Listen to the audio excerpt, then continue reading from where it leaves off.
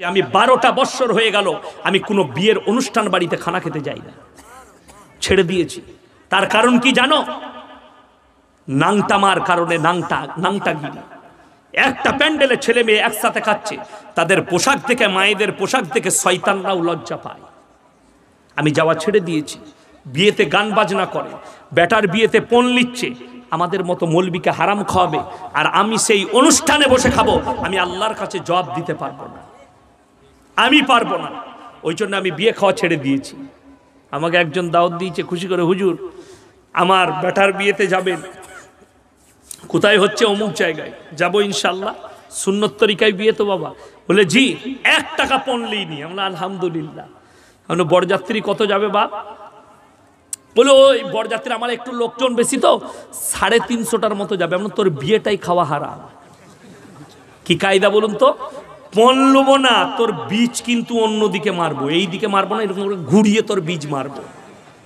এমন 350টা লোক নিয়ে যাবি, অত এমনি 5 লাখ খরচ হবে। কথাটা বুঝতে পারেননি আমার? যদি দিয়ে বলছে হুজুর কটা নিয়ে যেতে হবে, আমি বললাম 7 থেকে 10টা লোক সুন্নত তরিকা 7 জন নিয়ে যাবে। 7 জন।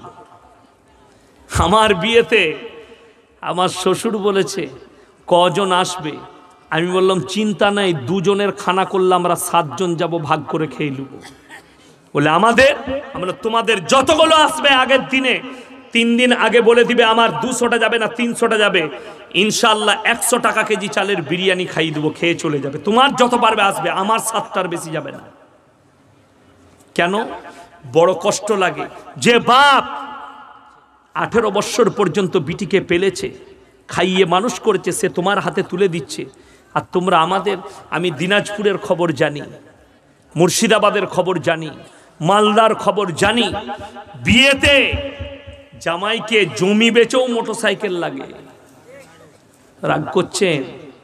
যত সেলফ দাপে দাব শ্বশুরের পয়সায়, কবরে যা বুঝতে পারবি সেলফ কাকে বলে। তোর পেছনে এমন সেলফ লাগাবে, তলাই যাবি আর ওপরে আসবি, বেরিয়ে যাবে তোমার সেলফ টিপা। আমি যুবক দিকে বলে যাচ্ছি, কেউ এই ধরনের হারাম লিবেন না, জোরে বলুন ইনশাআল্লাহ। এরপর বলে দিই, কোনো শ্বশুর যদি খুশি করে দেয় যে না না একদম না, আমি এটা খুশি করে দিচ্ছি, নির্দ্বিধায় নিবেন। খুশি করে দিলে জুবানে উচ্চারণ করবেন না। আমার বিয়ের পরে 1ম বৎসর ঈদেতে আমার স্ত্রীকে আমার শ্বশুর বলেছে, শ্বশুর আবার আমার নিজের ফুপা, ফুপুর মেয়ের সঙ্গে বিয়ে হয়েছে, জামাইকে জিজ্ঞেস করবে ক মিটার ছিট লাগবে। আমি বললাম তোর বাপকে বলবি গাঁয়ের লোকের ক মিটার লাগবে, বর্ধমান থেকে ধরিয়ে দেবো, টেনে নিতে বলবি। আমার বাপের অভাব কোথায় আছে? অভাব গেলে ভিক্ষা চাইতাম। কিন্তু শ্বশুর কুরবানির দিনে নামাজ পড়তে গেছে বিয়ায়, সালা আন্ডার প্যান্টটাও বিয়াই গুঁদাচ্ছে মেয়ের বাপে।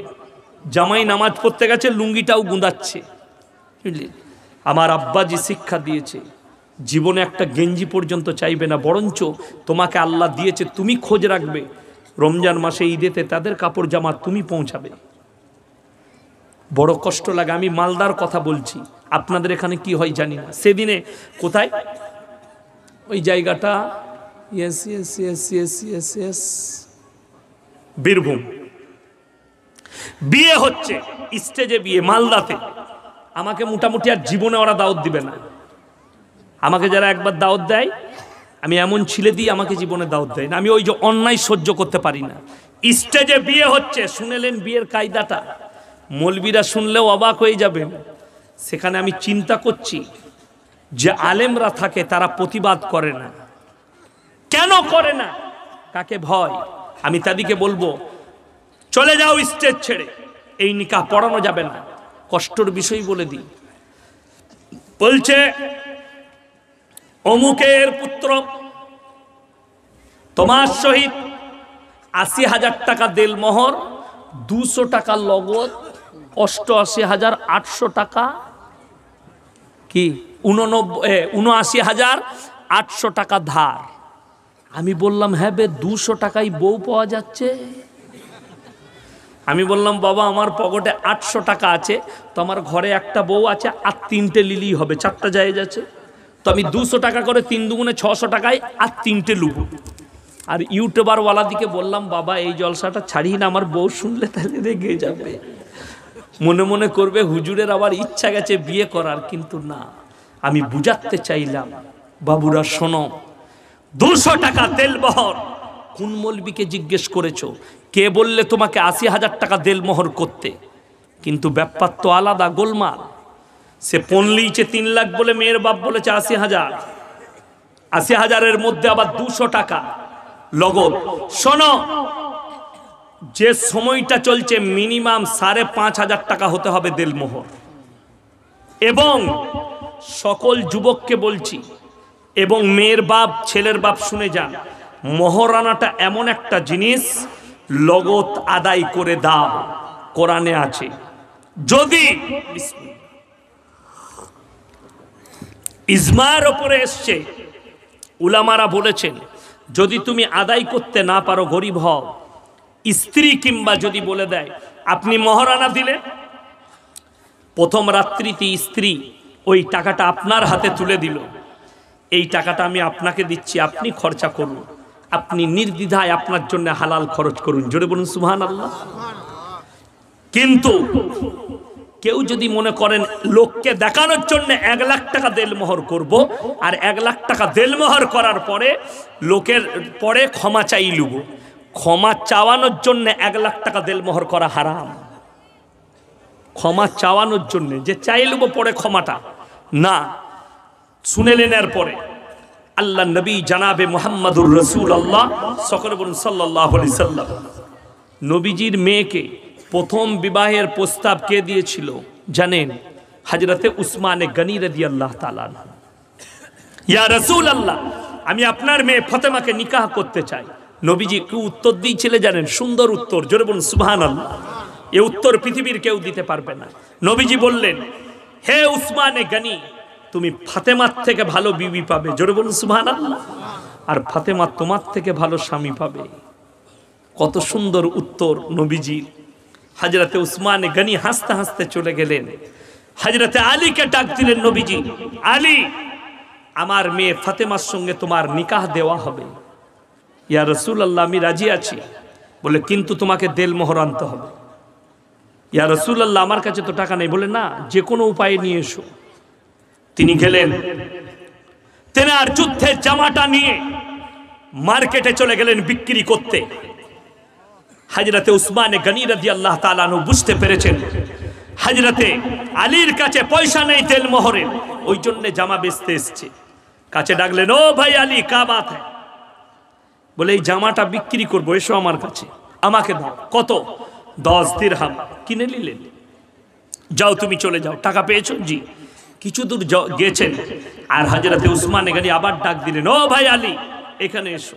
কাছে এলো। তুমি তোমার জামা বিক্রি করেছো? জি। টাকা পেয়েছো? জি পেয়েছি।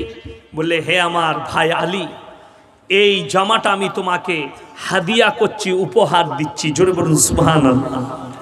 হযরতে আলীর চোখে পানি। হে উসমানে গনি, তুমি কেন আমাকে জামাটা উপহার দিচ্ছ? হযরতে উসমানে গনি চোখের পানি ফেলিয়ে বললে, আল্লাহর কসম, আমার জীবনে যদি সবথেকে বেশি খুশি হয় আজকের দিনটা, যে আমার টাকাটা আজকে নবীজির মেয়ের বিবাহে দেলমোহর হিসাবে কাজে লাগবে, আমি ভাগ্যবান। জোরে বলুন সুবহানাল্লাহ। ওই টাকা নিয়ে গেছেন, দেলমোহর পরিপূর্ণ করেছেন মহারানা। তারপরে নবীজির বিটি বিদায় হয়েছেন ফাতেমা আলীর ঘরে। জোরে বলুন সুবহানাল্লাহ।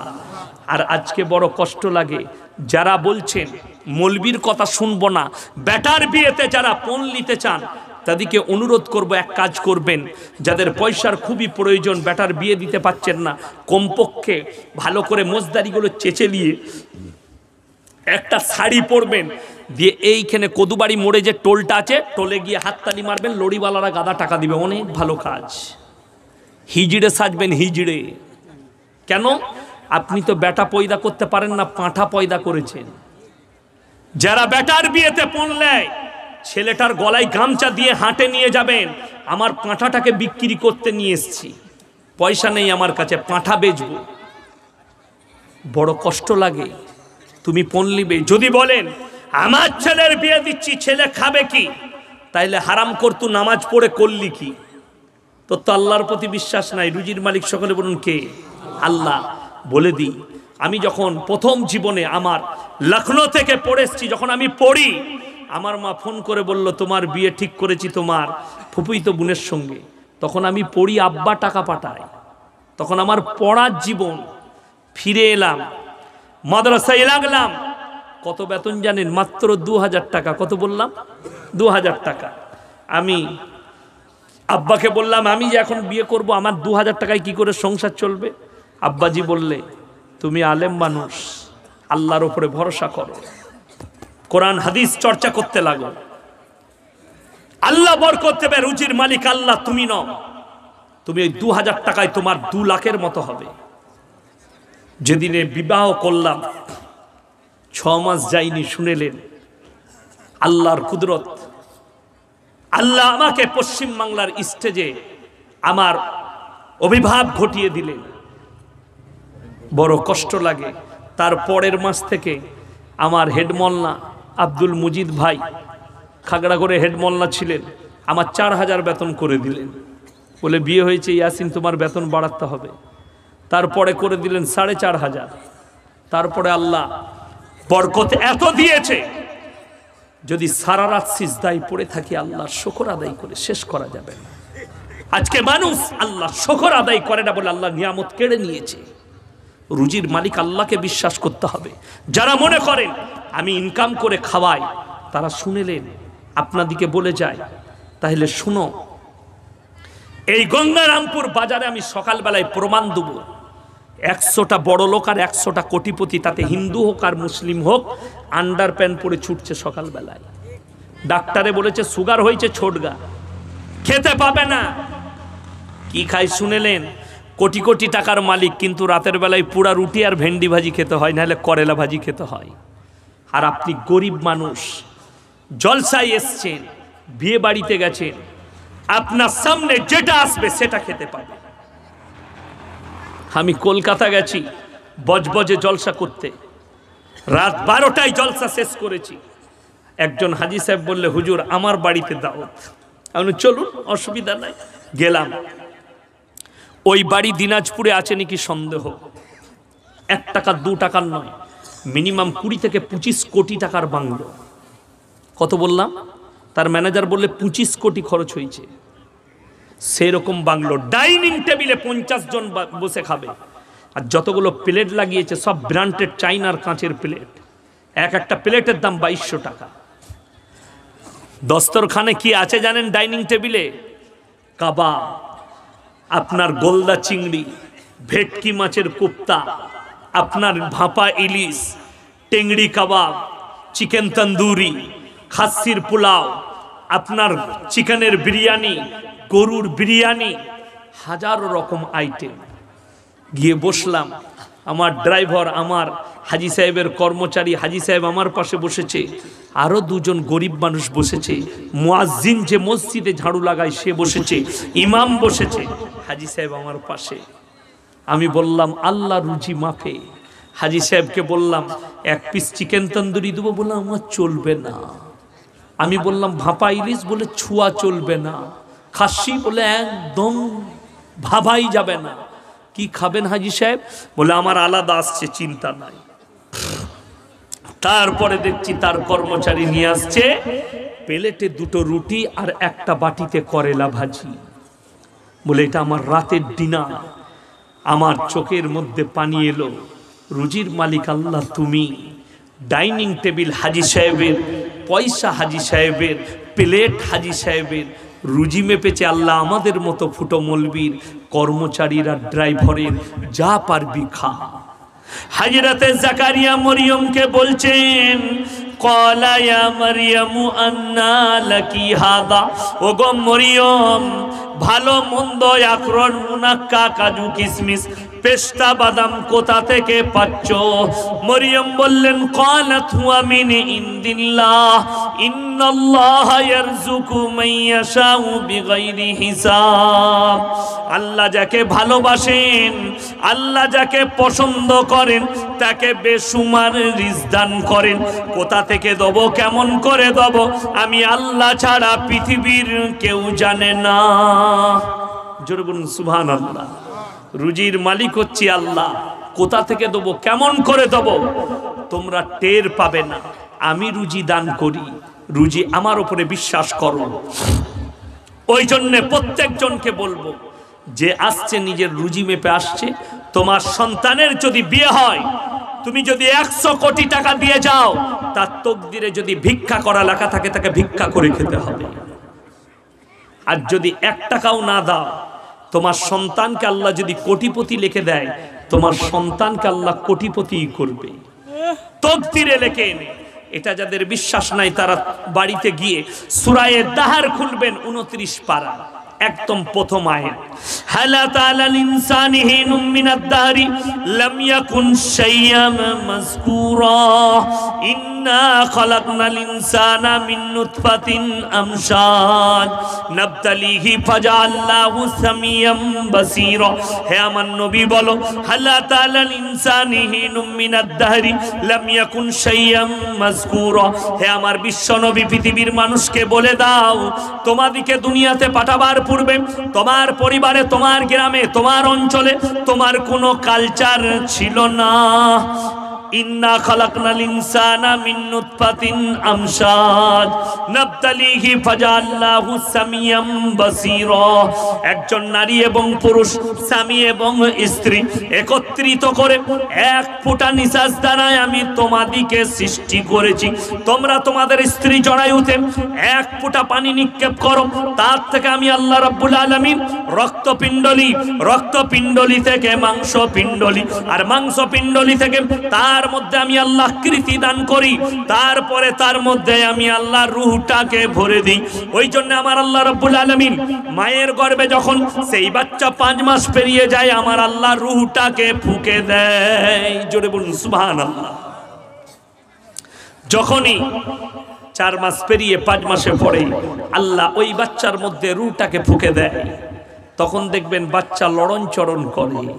মারা বলে না, পেটে মনে হচ্ছে বাচ্চাটা নড়ছে, ডাক্তারে দেখে হ্যাঁ নড়াচড়া করছে, অসুবিধা নেই। কোরআন বলছে নড়ে, আমি রূহটাকে ফুঁকে দিই। ওই জন্য আল্লাহ সাবধান করলেন, শোনো কাদের জন্য? আপনি ভাবছেন বেঈমান কাফেররা আপনার বিরুদ্ধে কিভাবে ষড়যন্ত্র রচেছে, শুনেলেন। কেন্দ্রতে সুপ্রিম কোর্ট রায় দিয়েছে, এরপর থেকে এই ভারতের সংবিধানে, এই ভারত দেশের স্বাধীন দেশে আমাদের দেশের মেয়েরা 6 মাস পর্যন্ত নিজের পেটের বাচ্চাকে নষ্ট করতে পারে। জোরে বলুন নাউজুবিল্লাহ। কোরআন এদের জন্য কি বলেছে? ওয়ালা তাকতুলু আওলাদাকুম খাশিয়াতা ইমলাক নাহনু নারযুকুহুম ওয়া ইয়াকুম। হে আমার নবী বলে দাও, তোমরা দরিদ্রতার ভয়ে তোমাদের আওলাদকে কতল করো না। আমার ভাইয়েরা, আমার মায়েরা, বোনেরা, যারা মনে মনে ভাবেন আমি আমার পেটের বাচ্চাকে নষ্ট করেছি, পৃথিবীর কেউ জানে না। তোমরা ওষুধ দাও আর ইনজেকশন দিয়ে গলিয়ে পায়খানা রক্ত পানি করে পায়খানা চেম্বার বলো, নদ নদী নালাতে পৌঁছেছো। যারা ভাবছেন আমরা পাপ করি, পৃথিবীর কেউ দেখতে পারে না, কেউ জানতে পারে না। আমি যত রকমের পাপ করি, জিনা করি আর বালাৎকার করি আর মদ খাই, আমরা যত রকমের গুনাহ করি পৃথিবীর কেউ জানে না। আমার আল্লাহ রাব্বুল আলামিন সূরা আল ইমরানে বললেন, ইন্নাল্লাহা লা ইয়াখফা আলাইহি শাইউন ফিল আরদি ওয়ালা ফিস সামা। হে আমার বিশ্বনবী, পৃথিবীর মানুষকে বলো, এই আসমান আর জমিনের মধ্যে যা কিছু আছে, কোন জিনিসটাই আমার আল্লাহর কাছে গোপন নেই। তোমরা অন্তরে কথা বলো, আমি আল্লাহ শুনতে পাই। জোরে বলুন সুবহানাল্লাহ। আমার ভাইয়েরা, আমার মায়েরা, বোনেরা, যারা মনে মনে ভাবছেন আমি আমার পেটের সন্তানকে নষ্ট করেছি, পৃথিবীর কেউ জানে না, আমার পরিবার জানে না, তারা কান খুলে শোনো। আমার নবী বিশ্ব নবীকে বেঈমান কাফেররা প্রশ্ন করেছে, ওগো আল্লাহর নবী, আমরা মারা যাই, মানুষ মারা যাওয়ার পরে মাটির সাথে মিশে যায়, ছাই হয়ে উড়ে যায়, আল্লাহ কেমন করে আবার পুনরায় জীবিত করবেন? আমার আল্লাহ রাব্বুল আলামিন সঙ্গে সঙ্গে কোরআনে কসম খেলেন, লা উকসিমু বিয়াউমিল কিয়ামা, আমি আল্লাহ রাব্বুল আলামিন কসম খাচ্ছি কিয়ামতের দিনের, ওয়ালা উকসিমু বিন্নাফসিল লাওয়ামা, আর আমি কসম খাচ্ছি ওই সমস্ত আত্মার যারা বলে আল্লাহ আমাদিকে পুনরায় কেমন করে জীবিত করবেন। আয়াহসাবুল ইনসানু আল্লান নাজমা ইদামা বালা কাদিরিনা আলা আন নুসাউইয়া বানানা। হে আমার বিশ্বনবী, পৃথিবীর মানুষকে বলো, শুধু তোমাদের আকৃতি নয়, হাত পা নাক কান গলা নয়, তোমাদের আঙ্গুলের মধ্যে যে লাকির গুলো আছে, যে দাগ গুলো আছে, আমি আল্লাহ রাব্বুল আলামিন ওইভাবে আবার পরিপূর্ণ করতে সক্ষম। জোরে বলুন সুবহানাল্লাহ।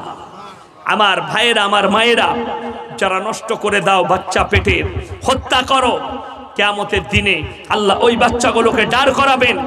আর ওই বাচ্চারা বলবে, আল্লাহ, এই পাপিষ্ট মা বাপ যারা আমাকে মায়ের গর্ভে কতল করেছে, তখন তুমি যদি তাহাজ্জুদ গুজার হও, তারপরও তোমার ঠিকানা হবে জাহান্নাম।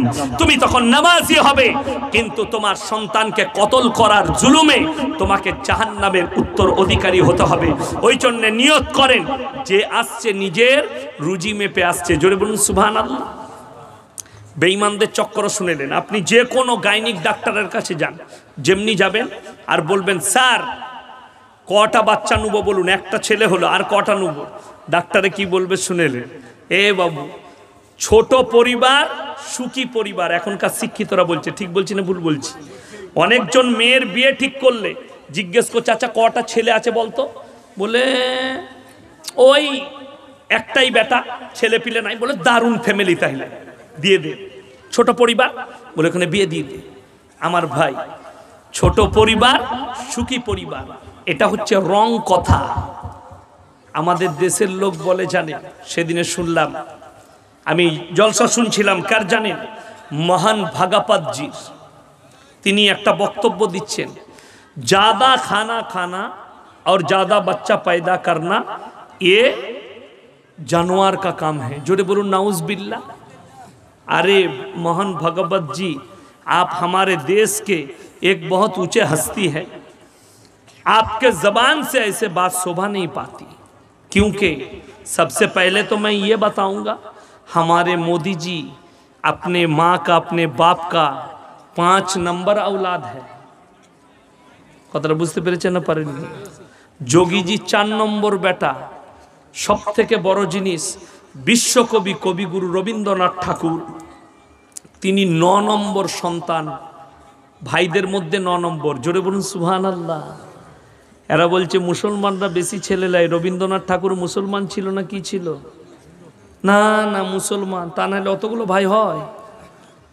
বড় কষ্ট লাগে, দুঃখ লাগে। এখনকার ছেলেরা বলছে একটার বেশি ছেলে লাও না। আবে একটার বেশি তো তোর হবেও না, একটার পরে তো তোর মাল শেষ আছে কোথায়? আগে কেন? তুই তো যা খাচ্ছিস সব 2 নম্বরই। ঠিক বলছি না ভুল বলছি? আগেকার মানুষ ঘরের চালের ভাত খেয়েছে, ঠিক কি না? আগেকার মানুষ ঘরের ঘি খেয়েছে, ঘরের দুধ খেয়েছে, গায়ের দুধ, ঘরের সরষে তেল, সব কিছু ঘরের। আর এখন যা খাচ্ছেন সব ভেজাল, ওপর থেকে নিচে পর্যন্ত কারাপশনে ভরে গেছে, চুরিতে ভরে গেছে। আমি একটা জলসায় বলেছি, আপনার আমি চ্যালেঞ্জ ছুড়ে বললাম, যতগুলো যদি কেউ দোকানি থাকেন, বাপের বেটা হন, আমার সঙ্গে চ্যালেঞ্জ লাগেন, যতগুলো সরষের তেল খাচ্ছেন সিল করা আছে, কিন্তু 2 নম্বরই তেল সবগুলো।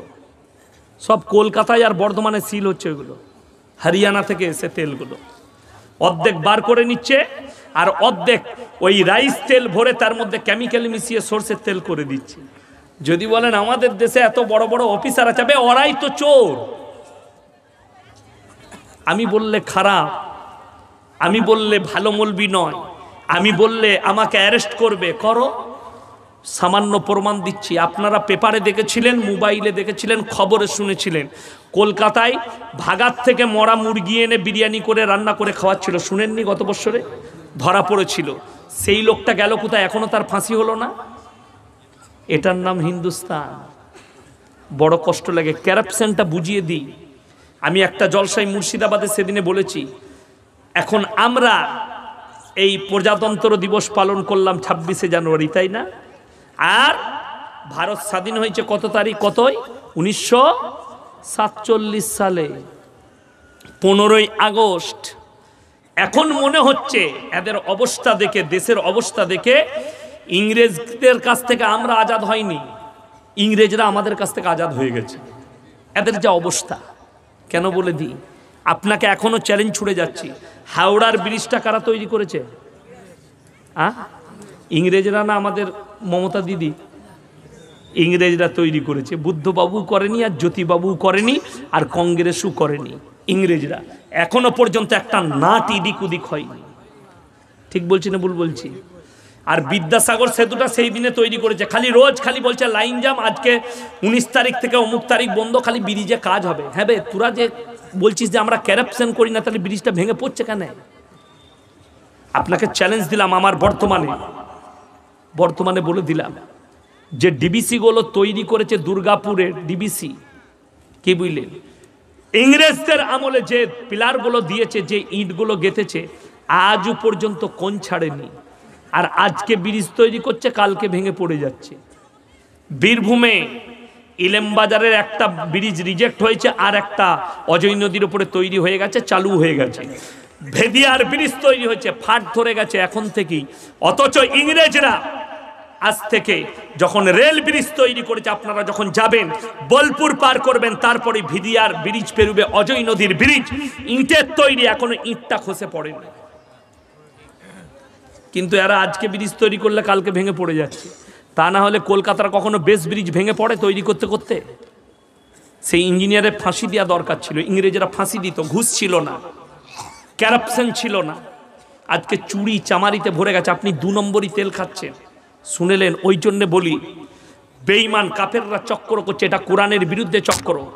আপনার ডাক্তারখানাগুলোই লেখা আছে, ওষুধ দোকান থেকে শুরু করে হসপিটালগুলো সরকারি থেকে বেসরকারি সব জায়গায় লেখা আছে জন্ম নিয়ন্ত্রণ করুন, লেখা আছে না নাই? একটা আমাদের দেশের হিন্দু মা, সম্মান করি যেহেতু সে আমাদের বোন হয়, জ্ঞান হয়তো নেই, से बोलचे मुसलमान 10-10 बच्चे लेते हैं, 5 बच्चे लेते हैं, सरकार फिर रोजी रोटी कहां से देगी? उनको नौकरी कहां से देगी? मकान कहां से देगा? बड़ी दुख की बात है मेरे बहन।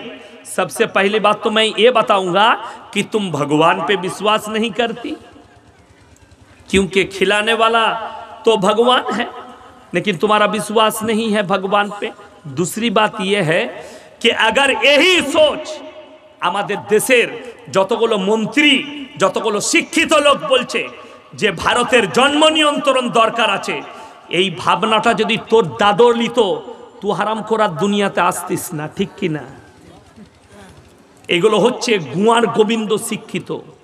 তোর বাপ যদি এই ভাবনাটা লিত, তোর মতো হারাম করার দুনিয়াতে আসতো না। যদি এই ভাবনাটা তোদের বাপ দাদরা নিয়ে ফেলতো, হযরত আদম আলাইহিস সালাতু ওয়াস সালাম আর মা হাওয়া যদি ভাবতো আমাদের আর বংশ বাড়িয়ে লাভ নাই, আমরা দুজনাই থাকবো যতদিন আল্লাহ হায়াত দেয়, তাহলে তোমরা কেউ আসতে না।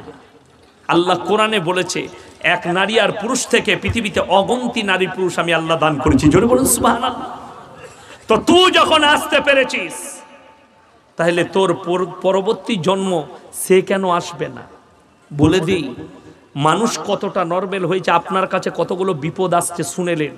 কিয়ামতের আলামতগুলো প্রমাণ পাওয়া যাচ্ছে, একটা একটা করে প্রমাণটা শুনেলেন। সরকার সার্কুলার জারি করে দিয়েছে, শুধু ওই বাচ্চা নয়, আমি যেটা বললাম যে 6 মাস পর্যন্ত বাচ্চা নষ্ট করবে, এই গঙ্গারামপুর আর বুনিয়াদপুরে রায়গঞ্জের যে বাজারে টাউনগুলোয় যে ডাস্টবিনগুলো দেখছেন, ওই ডাস্টবিনগুলোতে আর ময়লা থাকবে না, ওগুলোতে ভ্রূণ আর বাচ্চা পড়ে থাকবে। লিখে দেন, কাগজ থাকে তা। 2 বছর পরে আমি মারা যেতে পারি। আমার নবীজি 1400 বছর আগে বলেছেন, এমন একটা যুগ আসবে রাস্তাঘাটে কুকুরের মতো জিনা করবে মেয়েরা। তার প্রমাণ নেবেন, আমি দিচ্ছি বুক ফুলিয়ে, আমি বলিনি, গুগলে আছে, পেপারে ছেপেছে। শুধু 25শে ডিসেম্বর একদিনে কলকাতার বুকে অনলাইনে 22,300 খালি নিরোধ বিক্রি হয়েছে অনলাইনে। এটা অনলাইন বললাম। আর দোকানগুলোতে 7 থেকে 8 লক্ষ বিক্রি হয়েছে। কতগুলো জিনা হয়েছে, বলাৎকার হয়েছে, আপনারা হিসেব করুন। আর সেখানে মুসলমান জড়িত নাই, আছে, শিক্ষিতরা আছে, তার প্রমাণও আছে আমার কাছে। যদি বলেন ইসলাম, আল্লাহর কসম করে বলছি, 1400 বছর আগে কোরআন বলে দিয়েছে, ওয়ালা তাকরাবুজ জিনা ইন্নাহু কানা ফাহিশা ওয়া সাআ সাবিলা। ব্যভিচার করা তো দূরের কথা, যে রাস্তায় ব্যভিচার হয় সে রাস্তার ধারে পাশে যাতায়াত করুন। আজও যদি আপনি বেঁচে আছেন, এই কোরআনের বাদাউলতে। আজ যদি আপনার ছেলে মেয়ে হালাল পথে আছে, যতগুলো মুমিন আছেন, যতগুলো মুসলমান আছেন, আজও আপনার ঈমানটা যতটুকু বেঁচে আছে এই কোরআনের বাদাউলতে, উলামাদের মেহনতে, এই মাদ্রাসাগুলোর জন্য, মসজিদের জন্য আপনার ঈমান বেঁচে আছে। যেদিন এই মাদ্রাসাগুলো মিটে যাবে, উলামারা শেষ হয়ে যাবে, সেদিনে জানবেন আপনার ঘরে ঘরে বেঈমান তৈরি হবে, ঘরে ঘরে কাফের থাকবে, নামে মুসলমান থাকবে। আমার নবীজি 1400 বছর আগে ভবিষ্যৎবাণী করেছেন, এমন একটা যুগ আসবে বাঁদির পেটে মালিক পয়দা হতে লাগবে। সরকার আইন জারি করে দিয়েছে, ভালো করে খুলে দেখেন, পেপার দেখবেন, মোবাইল দেখবেন, প্রত্যেকটা রাজ্য সরকারকে কেন্দ্র থেকে সার্কুলার দেওয়া হয়েছে। এরপর থেকে স্বাধীন ভারতে প্রত্যেকটা মেয়ে তারা পেট ভাড়া নিতে পারে, কোন মেয়েরা পেট ভাড়া নিবে আর কোন মেয়েরা পেট ভাড়া দিবে। একটা গরিব মানুষ খেতে পায় না, সেই মেয়েটা পেট ভাড়া দিবে 2 লাখ 4 লাখ দিয়ে। আর আপনি এখন যেটা এসছে স্ট্যান্ডার্ডই, বড় লোক, পয়সা হয়েছে, আমার স্ত্রীকে যেন স্মার্ট লাগে, মেয়েদের বাচ্চা হলে আমার স্ত্রীর শরীর ঢিলে হয়ে যাবে, চামড়া ঢিলে হয়ে যাবে, আমার স্ত্রী যেন স্ট্রং থাকে, তার জন্য আমার স্ত্রীর পেটে বাচ্চা নেব না, আমার ঘরের বাঁদিটা আছে তার পেটে বাচ্চা নেব, তাদের বীর্য নিয়ে তার পেটে ভরা হবে। আর এটাই নবীজি ভবিষ্যৎবাণী করেছেন, বাঁদির পেটে মালিক পয়দা হবে। এটা যদি ইসলামের শরীয়তকে জিজ্ঞেস করেন, হারাম হারাম হারাম হারাম, এবং ওটা অবৈধ বাচ্চা। এমনকি টেস্ট টিউব আপনার বেরিয়েছে, মেশিনের বাচ্চা, যাদের বাচ্চা হয় না, আমি সাবধান করে যাচ্ছি আমার মুসলমান ভাইকে, ডাক্তারে যদি বলে টেস্ট টিউব, মেশিনের সাহায্যে তোমার বাচ্চা হবে তোমার বীর্য নিয়ে, ওটা সরাসরি হারাম এবং নাজায়েজ বাচ্চা। ইসলামী শরীয়তে এরকম খপ্পরে পা দিবেন না। যদি বলে শুনেন, কোরআনে আছে 1টা 2টো 3টে 4টা পর্যন্ত তোমরা নিকাহ করতে পাবে, জোরে বলুন না সুবহানাল্লাহ। তোমরা 4টা পর্যন্ত বিয়ে করতে পারো, বিবির কাছে ইজাজত লাগবে না, তুমি 4টা বউ রাখতে পারো, 1টা 2টো 3টে 4টা। গঙ্গারামপুরের এই এলাকার ছেলেরা বলবে, ভালো হুজুর এনেছিস বে, কালকে আর একটা বিয়ে করব। তুমিও ঝাঁটা খাবে, আমিও ঝাঁটা খাবো কবর। ভালো করে পুরো বয়ান শুনো। মায়েরা মনে মনে করবে, কি হুজুরকে দাওয়াত দিলি বলতো, ই বলছে 4টা বিয়ে করবি। আমি এখনো বলেছি 4টা বিয়ে করবি, আমি বলেছি 4টা বউ রাখতে পারো। ইসলাম ইজ দ্য সেফটি। তোমার স্ত্রী যদি বন্দা হয়, বাচ্চা না হয়, তুমি দ্বিতীয় স্ত্রী গ্রহণ করো। কিন্তু শব্দ রেখেছেন আল্লাহ মধ্যে। কি বললাম, কি শব্দ? কিন্তু শব্দ। কিন্তু শব্দটা কত বড় শব্দ শুনেলেন? যদি তোমার মনে মনে হয় 2টো বিবিকে সমান চোখে দেখতে পারবো না, তখন তোমার জন্য একটাই বিবি যথেষ্ট। আমার নবীজি শিক্ষা দিয়েছেন, শুনেলেন? আমার নবী, বিশ্ব নবী, নিজের হুজরাখানায় আছেন, একসঙ্গে 9 জন বিবি হাজির। একজন বিবি দাঁড়িয়ে বললেন, ইয়া রাসূলুল্লাহ, ইয়া হাবিবাল্লাহ, আমাদের 9 জনের মধ্যে আপনি কাকে বেশি ভালোবাসেন? প্রশ্নটা সহজ না কঠিন বাবা? পাহাড়ের মতো কঠিন, কিন্তু আমার নবীজির কাছে পানির থেকেও বেশি সহজ। জোরে বলুন সুবহানাল্লাহ। নবীজি গালের ফাঁকে মুচকি হাসি দিলেন আর বললেন, হে আমার বিবিরা, তোমরা কালকে সকালে আসবে, ফজরের পরে আমি বলে দেবো কাকে বেশি ভালোবাসি। সমস্ত বিবিরা চলে গেলেন। এশার নামাজ পড়ে আমার নবী, বিশ্ব নবী, প্রথমেই প্রবেশ করলেন মা আয়েশার হুজরাখানায়। আর আয়েশাকে বললেন, আয়েশা হাতটা পাতো। যেমনি হাত পেতেছেন, হাতের মধ্যে 2টো খেজুর দিলেন পকেট থেকে বার করে, আর কপালে চুম্বন করে বুকে জড়িয়ে বললেন, আমি তোমাকে সব থেকে বেশি ভালোবাসি। আবার চলে গেলেন দ্বিতীয় নম্বর বিবির কামরায়, তারও হাতে 2টো খেজুর, আর বুকে জড়িয়ে কপালে চুম্বন করে বললে, তোমাকে খুব ভালোবাসি। এইভাবে 9 জন বিবির কামরায় গেছেন, সকালের হাতে খেজুর দিয়েছেন, সকলের কপালে চুম্বন করেছেন, আর সকলকে বলেছেন, আমি তোমাকে বেশি ভালোবাসি। ফজরের নামাজের পরে আমার নবী, বিশ্ব নবী, হুজরাখানায় বসে আছেন। 9 জন বিবি হাজির। ইয়া রাসূলুল্লাহ, ইয়া হাবিবাল্লাহ, আপনি বলেছিলেন আপনি বলবেন 9 জন বিবির মধ্যে কাকে বেশি ভালোবাসেন। ভালোবাসেন। আমার নবী বিশ্ব নবী বললেন, হে আমার বিবিরা শোনো, রাতের অন্ধকারে যার হাতে দুটো খেজুর দিয়েছি, কপালে চুম্বন করেছি, তাকে বেশি ভালোবাসি। সাপও মরে গেল, লাঠিও ভাঙলো না, সব বিবি মনে মনে হাসছে, আমাকে ভালোবাসে। জোরে একবার বলুন না সুবহানাল্লাহ। আর আমাদের দেশের লোক দুটো বউ রাখলে, একটা বউকে 500 টাকা দামি শাড়ি আর একজনকে 400 টাকা। মসজিদে ফার্স্ট কাতারে নামাজ পড়লু তুমি কেলানি খাবে কবরে। বুঝতে পেরেছেন না পারেননি? ইসলাম এটা নিষেধ করেছে। তুমি দ্বিতীয় বিবি গ্রহণ করতে পারো, শুনে নাও, কিন্তু তোমার মনে যদি সন্দেহ হয় দুটো বিবিকে সমান চোখে দেখতে পারবে না, তাহলে তোমার জন্য আমার আল্লাহ বললেন একটাই বিবি যথেষ্ট। যদি বলেন হুজুর বাচ্চা হয়নি, তুমি তোমার ভাইয়ের সন্তানকে ছেলে হিসাবে মানুষ করো, একটা এতিমকে কুড়িয়ে মানুষ করো, আর আমি আল্লাহ চাইলে সন্তান দান করতে পারি। যখন পারি, যখন ইচ্ছা তখন দিতে পারি। পৃথিবীর মানুষের জন্য দৃষ্টান্ত, ওয়াজকুর ফিল কিতাবি মারইয়াম ইদিন তাবাদাত মিন আহলিহা মাকানান শারকিয়া। হযরতে মারইয়াম যখন নিজেকে পূর্ব দিকে এক স্থানে পর্দা করে নিল, ফাত্তাকাদাত মিন দুনিহিম হিজাবান ফারসালনা ইলাইহা রূহানা ফাতামাত্তালা লাহা বাশারান সাবিয়া। আমি আমার ফেরেশতা জিবরিল আমিনকে মানুষ রূপে প্রেরণ করলাম, তুমি তার গৃহে প্রবেশ করো আর তাকে একটা সুসংবাদ দাও বাচ্চার। জোরে বলুন সুবহানাল্লাহ। হযরতে মারইয়াম নিজেকে পর্দা করেছে। জিবরিল আমিন যখন প্রবেশ করেছেন, মারইয়াম বললে, আল্লাহর কসম করে বলছি, তুমি যদি আল্লাহকে ভয় করো আর মানুষ হও, তুমি আমার গৃহে থেকে বেরিয়ে যাও। জিবরিল আমিন বললে, আমি কোনো মানুষ নয়, আল্লাহর পাঠানো একজন ফেরেশতা। আল্লাহ আমাকে মানুষ রূপে প্রেরণ করেছে যাতে তুমি ভয় না খেয়ে যাও। আল্লাহ বললেন, মারইয়াম, হে আমার জিবরিল আমিন, মারইয়ামের জামার আস্তিনটা টিপে ধরো, তার শরীরে স্পর্শ করো না। জিবরিল আমিন জামার আস্তিনটা ধরেছে, টান মেরেছে। আল্লাহ বললেন, হে জিবরিল, তুমি খালি তার হাতেতে ফুম মেরে দাও। আল্লাহ, কি হবে? আল্লাহ বলে, আমি আমার কুদরত দেখাতে চাই।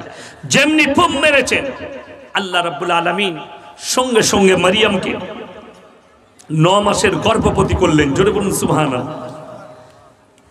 ওই জন্যে কোরআনে আছে, আলহামদুলিল্লাহিল্লাযী আনজালা আলা আবদিহিল কিতাবা ওয়া লাম ইয়াজআল লাহু ইওয়াজা কাইয়িমান লিয়ুনদিরা বা'সান শাদীদাম মিন লাদুন ওয়া ইউবাশশিরাল মুমিনিনা আল্লাযীনা ইয়া'মালুনাস সালিহাতি আন্না লাহুম আজরান হাসানা মাকিসিনা ফীহি আবাদা ওয়া ইউনদিরাল লাযীনা ক্বালু ইত্তাখাযাল্লাহু ওয়ালাদা। হে আমার নবী, তারা বলে আল্লাহ বাচ্চা, আল্লাহ সন্তান গ্রহণ করেছে। জোরে বলুন নাউজুবিল্লাহ। ঈসা মাসির জন্য খ্রিস্টানরা বললে, খ্রিস্টানদের পণ্ডিতরা, এর যখন কোনো স্বামী নেই, তখন আল্লাহ যখন তুলে নিয়েছে এটা আল্লাহর বেটা। জোরে বলুন নাউজুবিল্লাহ। তখন খ্রিস্টানরা আহলে কিতাব থেকে বেরিয়ে গেছে, তাদের ঈমান নষ্ট হয়ে গেছে। ওই জন্য গির্জার মধ্যে যিশুসের মূর্তি আর হযরতে মারইয়ামের একটা মূর্তি তৈরি করে তার উপাসনা করে। আর এটার কারণে আল্লাহ ঈসা মাসিকে কিয়ামতের দিনে দাঁড় করাবেন কাঠগোলায়। পানির বোতলটা দিন তো। কাঠগোলাতে দাঁড় করাবেন আমার আল্লাহ রাব্বুল আলামিন কিয়ামতের দিনে। আলহামদুলিল্লাহ। আল্লাহ দাঁড় করাবেন, যেমন আদালতে মুজরিমকে দাঁড় করানো হয়। আল্লাহ প্রশ্ন ছুড়ে দিবেন কাকে? হযরত ঈসা মাসিহকে। ইজ ক্বাল আল্লাহু ইয়া ঈসা ইবনে মারইয়াম আনতা কুলতা লিন-নাসি ইত্তাখিদুনি ওয়া উম্মিয়া ইলাহাইনি মিন দুনিল্লাহ। হে আমার ঈসা, তুমি কি বলেছিলে তোমার কওমের লোককে আল্লাহ ছাড়া আমি আর আমার মা আরো দুটো খোদা? ঈসা নবী বলবেন, ক্বালা সুবহানাক মা ইয়াকুনু লি আন আকুলা মা লাইসা লি বিহাক ইন কুনতু কুলতুহু ফাকাদ আলিমতা তা'লামু মা ফি নাফসি ওয়া লা আ'লামু মা ফি নাফসিক ইন্নাকা আনতা আল্লামুল গুয়ুব। আপনি হচ্ছেন আলিমুল গায়ব, গায়বের খবর জানেন। যে কথা বলার আমার অধিকার নাই, ওগো আল্লাহ, আমি সে কথা কেমন করে বলতে পারি? আমার আল্লাহ বলবেন, আমি সব জানি। এদিকে বিশ্বাস স্থাপন করানোর জন্য আমি তোমাকে দাঁড় করিয়েছি। এরপর আল্লাহ বলবেন, এদিকে জাহান্নামের রাস্তা দেখিয়ে দাও, প্রবেশ করো জাহান্নামে। তাদেরকে বলা হবে, তোমাদের যাদের উপাসনা করেছিলে ঈসা আর তার মায়ের, আজকে কেন তারা তোমাদের উপকারে আসছে না? আমার আল্লাহ রাব্বুল আলামিন কোরআনে বললেন, ওয়াসিকাল্লাযীনা কাফারু ইলা জাহান্নামা যুমারা। হে আমার ফেরেশতা মণ্ডলী, শুনে নাও, যতগুলো জাহান্নামী আছেন তাদেরকে একসাথে বাঁধো। জুমারো মানে হচ্ছে জমা হওয়া। গরুর পাইকেররা যেমন হাট থেকে গরু আনে একসঙ্গে 10টা করে 12টা করে বেঁধে বেঁধে ওইভাবে একসঙ্গে বাঁধো আর জাহান্নামের দিকে নিয়ে যাও। ফেরেশতারা প্রচলন ছুড়বেন হাত্তা ইদা জাউহা ফুতিয়াত আবওয়াবুহা ওয়া ক্বালা লাহুম খাজানাতুহা লাম ইয়াতিকুম রুসুল। তোমাদের কাছে কি কোনো সতর্কবাদী পাঠানো হয়নি, রাসূল পাঠানো হয়নি? তারা বলবে হয়েছিল কিন্তু আমরা মানতে পারিনি। আমার ভাইয়েরা, আমার মায়েরা, বোনেরা, আল্লাহর কসম যারা আল্লাহকে ভয় করেন না তারা শুনেলেন কিয়ামতের দিন আল্লাহ জাহান্নামী দিকে দাঁড় করাবেন। আর আল্লাহ জাহান্নামকে হাজির করবেন। আর জাহান্নাম যখন তর্জন গর্জন দেবে, জাহান্নামের লিলি হাংসিকা ফুটে উঠবে, তখন বেঈমান কাফেররা দেখে আমার আল্লাহকে কেঁদে কেঁদে বলবেন রব্বানা আবসারনা ওয়া সামিনা ফারজি